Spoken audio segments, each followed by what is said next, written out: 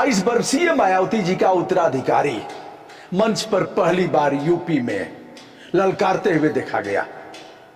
London से पढ़ाई हुई है, उम्र जैसा हमने बताया 28 साल, चश्मा, अच्छे बाल, हीरो की तरह शकल, और फिर एमबीए की पढ़ाई लंदन में करने के उपरांत अब राजनीति का ककहरा मायावती ने सिखा दिया है, उतर गया है मैदान में। उत्तर प्रदेश की सरकार के रिकमेंड पर भारत सरकार ने उसे वायु श्रेणी की सुरक्षा भी दिया है, यानी अगल बगल कमांडो फोर्स और जिधर निकल रहा है। क्या ललकारा और क्या बोला, कौन है उत्तराधिकारी? दोस्तों, मैं इसके बारे में बताने जा रहा हूं और किसे ललकारा। मैनेजमेंट की पढ़ाई के बाद अब राजनीतिक मैनेजमेंट शुरू हो गया है। नाम है आकाश आनंद और वायु श्रेणी की सुरक्षा लेकर के यह मैदान में है। कल पहला मंच था। आकाश आनंद की पहली रैली था नगीना क्षेत्र में हुई, लोकसभा क्षेत्र में, और उन्होंने किसे ललकारा? कहा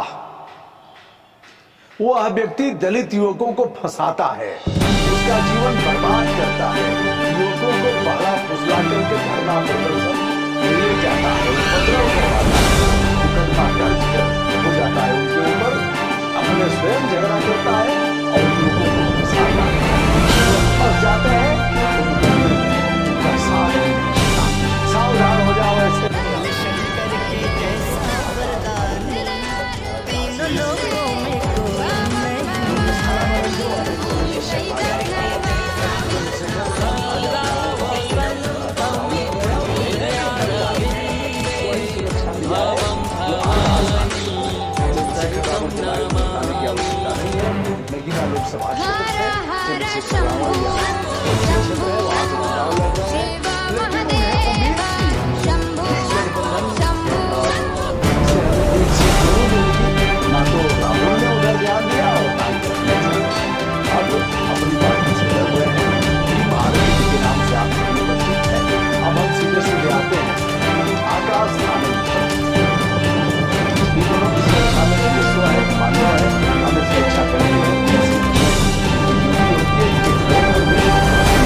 सुरक्षा के तहत वहां फोर्स तैनात होती है।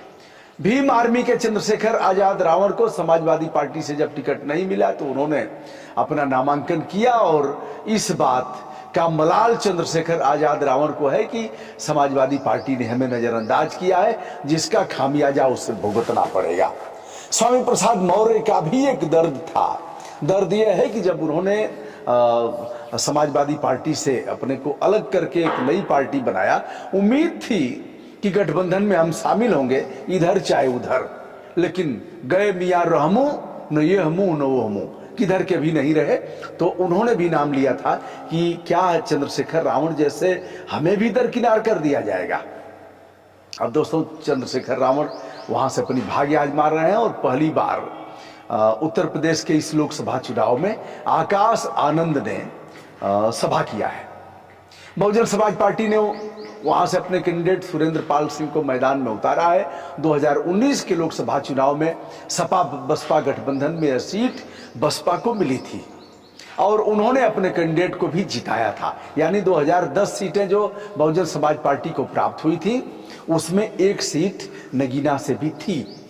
बताते हैं एक नाद में दो भैंसे और दो सांड नहीं रहते, दो भेड़े भी नहीं रहते, दो बकरे भी नहीं रहते। हम सांड और भैंसा इन दोनों को नहीं बता रहे हैं, लेकिन यह है कि एक कहावत है कि कौन कौन कौन क्या और जाति देख गुर्राऊ, ऐसे होता है।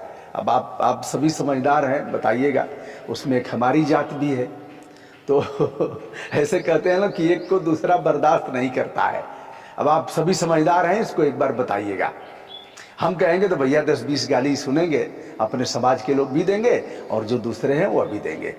तो ऐसा कहा जाता है, उसमें कुत्ता भी है, मतलब और कई जातियां हैं कि यह जाति देख करके एक दूसरे को पसंद नहीं करते हैं।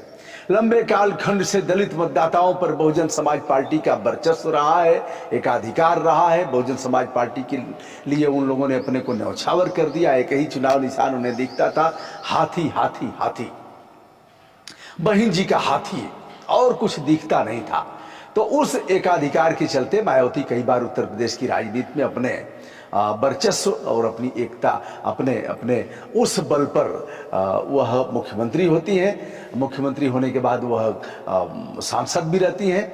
आज समय बदला, 2014 से उनकी राजनीतिक सेहत ठीक नहीं है। 2014 के लोकसभा चुनाव में उनका एक भी सांसद सदन में नहीं पहुंचा। वहीं 2019 के सपा बसपा गठबंधन के चलते 10 सीटें बहुजन समाज पार्टी को प्राप्त होती हैं। अधिकांश चले गए छोड़ करके, एक दो बचे हुए हैं, शेष पलटा मार गए, इनका साथ छोड़ करके चले गए।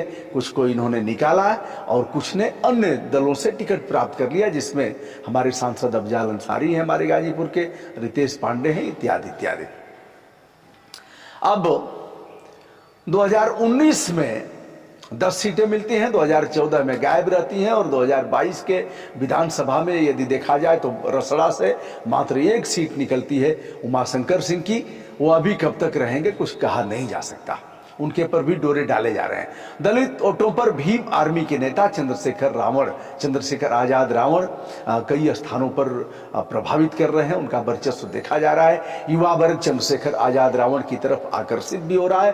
रावण की धार को कुंद करने के लिए पूर्व मुख्यमंत्री मायावती के छोटे भाई आनंद के 28 वर्षीय बेटे आकाश आनंद ने कमर कस लिया है। वैसे तो 2017 में ही उन्हें लॉन्च किया गया था, उनका परिचय देश के सभी कोऑर्डिनेटर लोगों से कराया गया था। 2019 के लोकसभा चुनाव में आकाश आनंद स्टार प्रचारक के रूप में थे, लेकिन बाद में जब सपा बसपा गठबंधन टूटता है तो आकाश आनंद को बसपा सुप्रीमो मायावती ने नेशनल कोऑर्डिनेटर बनाया। हिमाचल प्रदेश के विधानसभा चुनाव में 2022 में आकाश आनंद मायावती के बाद दूसरे नंबर के नेता थे, दूसरे नंबर के स्टार प्रचारक थे। वाई श्रेणी की सुरक्षा से लैस दोनों नेता एक दूसरे पर हमलावर हैं। देखना होगा कि नगीना सीट से किसे विजयश्री मिल पाती है। सपा बसपा भाजपा के अलावा वहां चंद्रशेखर रावण मजबूती से टाल ठोक रहे हैं। कुल मिलाकर के ढलती उम्र को देखते हुए सुश्री मायावती ने अपने उत्तराधिकारी को लॉन्च किया है और उत्तराधिकारी पर उत्तर प्रदेश की सरकार मेहरबान भी है, उसे सुरक्षा दी गई है।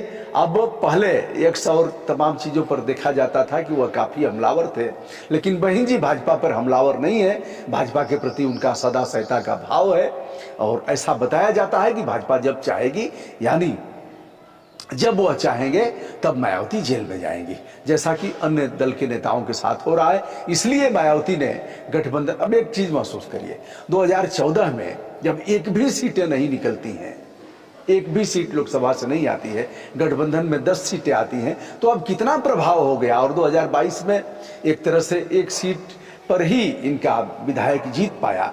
ऐसे में 2019 के बाद 2014, 2019, 2022 तत्पश्चात 2024 का अंदाजा सहज रूप में लगाया जा सकता है। फिलहाल आज के इस वीडियो में आकाश आनंद जो सुश्री मायावती के उत्तराधिकारी के रूप में पूरी तौर पर अब लॉन्च कर दिए गए हैं, सभाओं में देखे जा रहे हैं। दोस्तों, मैं हूं ब्रजभूषण दुबे, आदरपूर्वक हमारा सादर